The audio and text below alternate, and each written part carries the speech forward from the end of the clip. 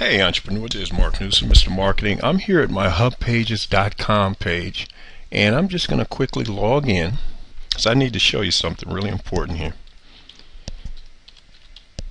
So we'll get into the account.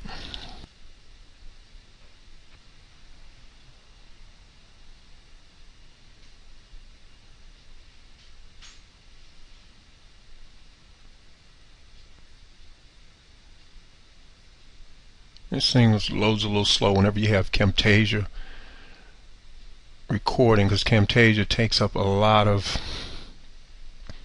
hard drive power,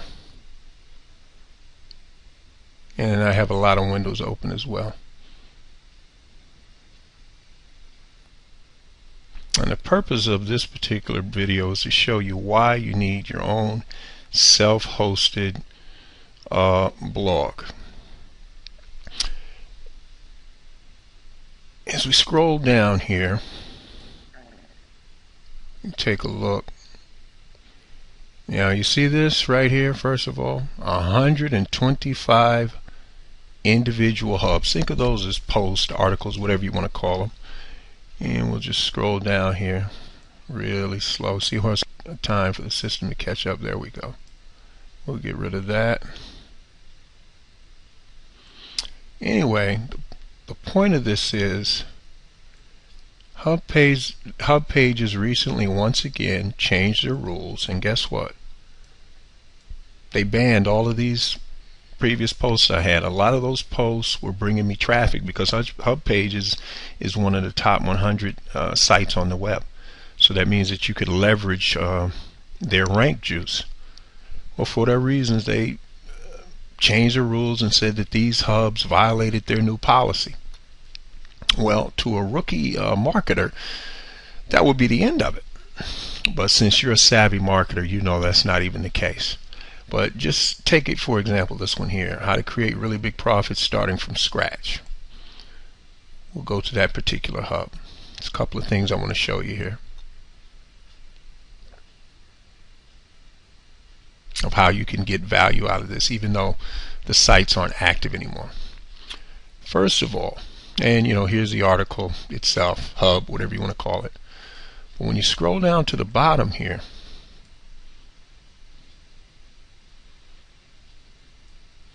if we can get down to the bottom, I can show you this. You see this, discover more hubs? You can click here, read these hubs, and get some new ideas on creating additional content that would go on your WordPress self-hosted blog.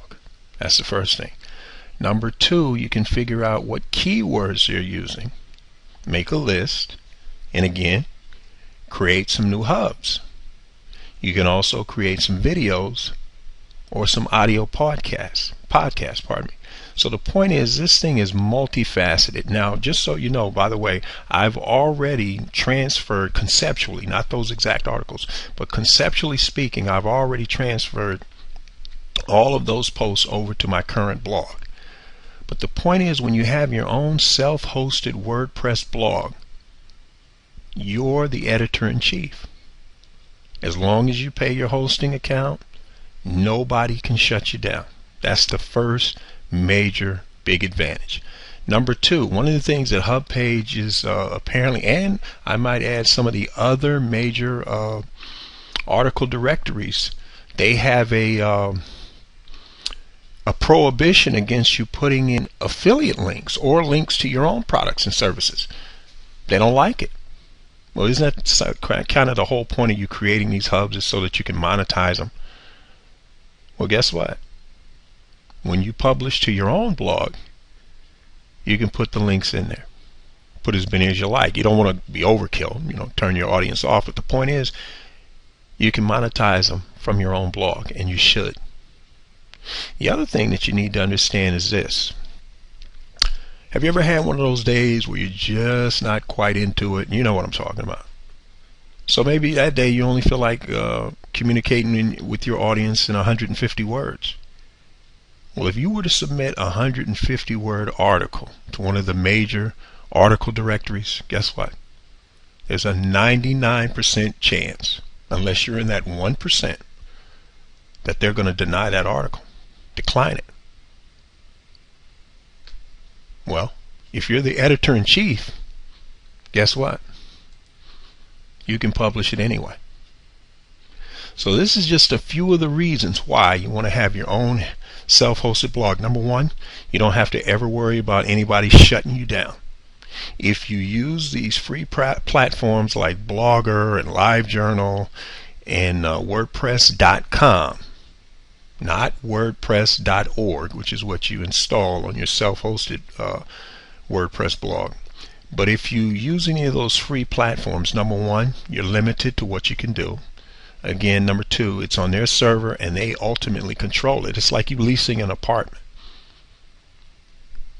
The landlords, the people who actually have title to the deed, they own the property and they dictate more or less what you can and can't do, and rightfully so.